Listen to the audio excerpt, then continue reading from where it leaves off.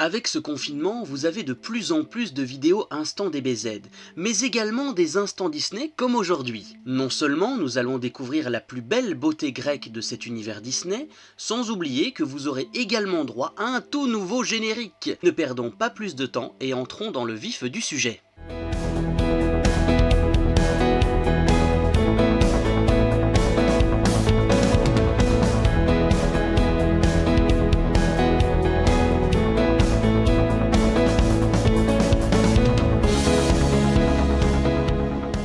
S'il y a un prix pour manque de jugement, je crois que j'ai le ticket gagnant. Nul homme ne vaut de souffrir autant. C'est de l'histoire ancienne, je jette, j'enchaîne. Bonjour à vous les amis, j'espère que vous allez bien, que vous vous portez bien en cette période de confinement. Je sais, c'est dur, mais il faut continuer à persévérer. Et en plus, ce n'est pas facile parce que le temps n'est pas avec nous ces dernières semaines, il faut bien le dire. Maintenant que nous avons un petit peu parlé du beau temps, de la météo, de comment est-ce que vous allez, on va quand même passer au plus important, c'est-à-dire la vidéo du jour et le nouvel instant Disney, le 7e. Et il était évident, et c'était même écrit dans le marbre les amis, qu'à un moment donné, nous allions parler de la belle, de la gracieuse et de la sulfureuse Mégara, dit Meg pour les intimes.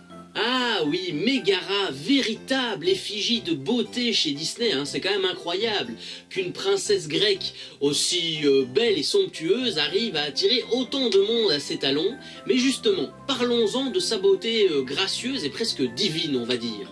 Contrairement à ce qu'on pourrait croire, parce que oui, bien souvent, on va dire que la beauté c'est superficiel, que ce n'est pas quelque chose qu'on prend en compte quand on rencontre quelqu'un dans la rue par exemple, mais pour Mégara, la beauté c'est quand même une force extraordinaire, une force qui lui permet d'arriver à ses fins et d'un petit peu duper tout le monde. Et oui les filles, eh bien sachez désormais que votre beauté c'est une véritable force. Pour Mégara, par exemple, sa beauté lui a permis de garder pendant un certain temps, voire même très longtemps, son jeu de dupe avec Hadès, d'avoir pu amadouer Hercule comme elle sait le faire bien évidemment, et surtout d'avoir les faveurs de notre beau Hercule, parce qu'il faut quand même le dire, si Mégara était toute moche, eh ben peut-être qu'Hercule n'aurait pas voulu aller avec, mais bon, ça c'est un autre débat. N'oublions pas une chose les amis, c'est que sans sa beauté divine, eh bien Mégara n'aurait pas eu l'élégance qu'elle a aujourd'hui, le déhanché, la grâce et puis sa merveilleuse voix suave. Et puis elle n'aurait peut-être tout simplement pas pu retrouver sa liberté quand même. Elle serait encore au crochet d'Hadès à l'heure qu'il est. Forcément. Si on parle de Mégara, la relation que je trouve extraordinaire dans l'animé, c'est celle qu'elle entretient avec Hercule, parce que nos deux tourtereaux se ressemblent sur beaucoup de points, et oui, ils ont quand même quelques points communs. Vous voulez savoir c'est quoi leurs points communs? Eh bien tout simplement, ils ont connu à peu près les mêmes déboires et les mêmes tourments dans leur vie, Voilà, les chiens ne font pas des chats comme on dit. Que ça soit Mégara ou Hercule, depuis qu'ils sont tout petits, ils ont toujours été rabroués, humiliés, ignorés par leur père, voire même moqués, et donc ils n'ont jamais été acceptés au sein de la société, ce qui fait qu'ils avaient un petit peu un rôle de paria, de cafard dans la société, j'ai envie de dire. Mégara, par exemple, tout au long de sa vie, n'a jamais reçu ce qu'elle souhaitait, c'est-à-dire de l'amour, de la reconnaissance, de l'attention et surtout de l'intégration au sein de la société. C'est quand même pas rien, dans une vie, il faut pouvoir être intégré dans la société, même si parfois on est contre ce qu'elle nous dicte, mais il faut pouvoir s'y intégrer quand même. Elle et Hercule, comme je vous l'ai dit, ont un rôle de paria dans cette société, parce qu'ils n'ont jamais reçu l'attention qu'ils méritaient de la part du monde des mortels, que ce soit pour Mégara ou pour Hercule. Et Hercule, toute sa vie, il a été indésirable, moqué, on le catégorisait, on disait que c'était un monstre parce qu'il avait trop de force et qu'il ne pouvait pas être accepté parmi nous, entre guillemets. Très clairement, ce couple, à chaque fois que je le vois, il me fait fondre, parce qu'ils se ressemblent tellement en tout point. Ce sont deux âmes égarées, deux âmes qui ont toujours été moquées, rabrouées, mais qui finalement ont réussi à s'unir et ont réussi à former, je pense, à mon sens, l'un des couples les plus beaux et les plus élégants de Disney. Parce qu'il faut quand même avouer une chose, et ça, je ferai un top là-dessus, ça, je vous le garantis, vous pouvez enregistrer ce que je dis. Mégara est quand même une des princesses les plus belles et les plus incroyables de l'univers Disney. Donc ça vous donne un petit peu un topo de classement déjà, mais à mes yeux, Mégara c'est une des princesses Disney les plus belles et les plus gracieuses, avec Elsa bien évidemment. En même temps, il faut le comprendre, hein, le petit Hercule, c'est très difficile de résister à son charme. Hein.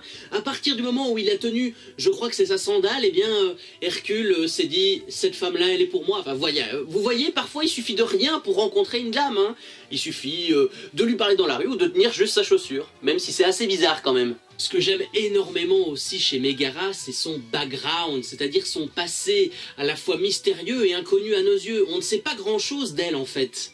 Vous savez, parfois, dans une histoire, dans un film, dans une série ou dans un animé, ça peut souvent être fatal au bon déroulement de l'histoire de ne pas connaître le passé d'un personnage. Mais là, avec Mégara, c'est tout le contraire. Ça lui donne véritablement son côté attachante, qu'elle a connu des déboires, qu'elle a connu des embûches énormes qu'on ne pourrait pas imaginer, et ça la rend vraiment encore plus élégante et encore plus belle, je trouve. On sait quelques petits trucs évidemment sur le passé de Mégara, on sait qu'elle a rencontré l'amour, qu'elle l'a connu, qu'elle a aimé, qu'elle a été quittée, elle en a énormément souffert, et elle a dû pactiser avec le diable à un moment donné parce qu'elle n'avait plus aucune solution devant elle, elle n'avait plus de choix dans la vie, et pour éviter de perdre le plus important, c'est-à-dire son humanité, eh bien elle a dû suivre et succomber aux ordres du diable, en l'occurrence Hadès. Pendant longtemps, Mégara a dû rester au crochet d'Hadès, non pas qu'elle était amoureuse de lui ou qu'elle aimait ses 3 petites flamèches sur le crâne, mais parce qu'elle n'avait pas le choix, tout simplement. Elle devait suivre ses ordres, suivre ses consignes, capturer les personnes que Hadès demandait de capturer à Mégara, sinon elle allait perdre quelque chose de plus important encore, sa vie, mais son humanité encore une fois. C'est déjà un excellent personnage en soi, mais si en plus vous rajoutez à cela son caractère bien trempé et sa volonté inébranlable, comment résister? Comment résister? Mais finalement, ce qui différencie Mégara des autres princesses Disney, c'est qu'elle nous permet de revoir cet angle de princesse Disney, eh bien sous un tout nouveau jour. Elle est totalement différente des autres, Mégara, et c'est ça encore qui est cool. Parce que contrairement aux autres princesses Disney, même si ça a un petit peu changé avec l'ère notamment de Réponse, d'Elsa, d'Anna, eh bien c'est que Mégara, à l'époque d'Hercule, c'est quand même une princesse qui est autonome, hein, qui est débrouillarde, qui suit sa propre voie, et qui n'a pas besoin d'être constamment sauvée ou épaulée par un chevalier servant. Et ça, c'est quand même fort. Je vous rappelle qu'Hercule est sorti, il me semble, en 1998. En tout cas, dans ces eaux-là. C'est-à-dire qu'on est bien avant l'ère des Réponses et des Elsa, qui étaient déjà des princesses autonomes. Donc là, il y avait quand même quelque chose de différent à l'époque.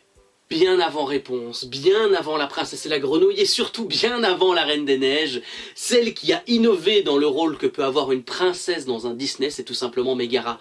Elle a montré aux yeux du monde, aux yeux de Disneyphiles que nous sommes, eh bien qu'une princesse ce n'est pas seulement là pour être jolie et gracieuse, mais qu'elle peut aussi suivre sa propre voie. Très clairement les gars, elle est facilement dans mon top 10 des personnages féminins que je préfère dans l'univers Disney. J'espère un jour que vous aurez l'occasion de voir cette vidéo. Normalement, je vais essayer d'en faire une, hein, ce sera dans les top perso. Mais j'espère également que cette vidéo vous a permis de redécouvrir Mégara sous un autre angle, et c'est tout ce qui compte à mes yeux. En tout cas, voilà, cet instant Disney numéro 7 est terminé. Merci à vous de l'avoir suivi encore une fois jusqu'au bout. Ça a été un petit peu difficile aujourd'hui pour moi parce qu'il y a eu des bruits extérieurs, donc j'ai dû retourner dans ma chambre, mais au moins le principal, c'est que vous avez eu un nouvel instant Disney, le 7e, et bientôt on passera au 8e. Ah, ça passe vite quand même cette petite série.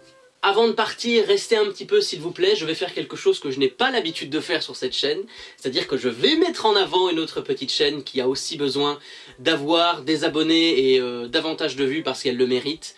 Voilà, donc foncez vous abonner sans plus attendre à la chaîne de Cam, dit Camille, voilà, pour les intimes, qui fait des vidéos un petit peu sur tout actuellement, que ça soit des tests de maquillage, des tests de broderie, des vidéos un petit peu plus farfelues ou loufoques, mais voilà, elle y met vraiment du cœur, elle essaye de se donner à fond dans sa passion, et ça c'est tout ce qui compte sur internet.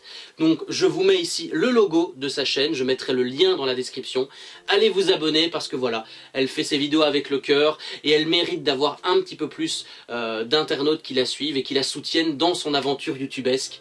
Donc voilà, allez, foncez la voir, c'est tout ce que je vous conseille, et essayez de la mettre vraiment en avant et de lui apporter tout le soutien que vous pourrez lui apporter comme vous m'en avez apporté les gars.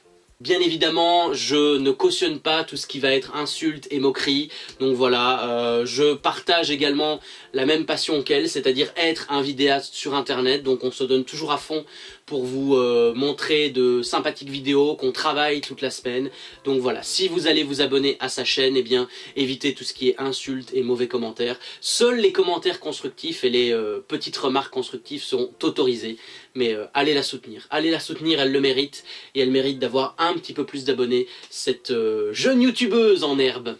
N'oubliez pas le fameux indice vocal en fin de vidéo. Quant à moi, je vous dis à très bientôt sur YouTube pour de prochaines vidéos. Portez-vous bien, prenez soin de vous et de vos proches, restez chez vous en période de confinement, ne faites pas les oufs, et à très vite sur internet. Salut!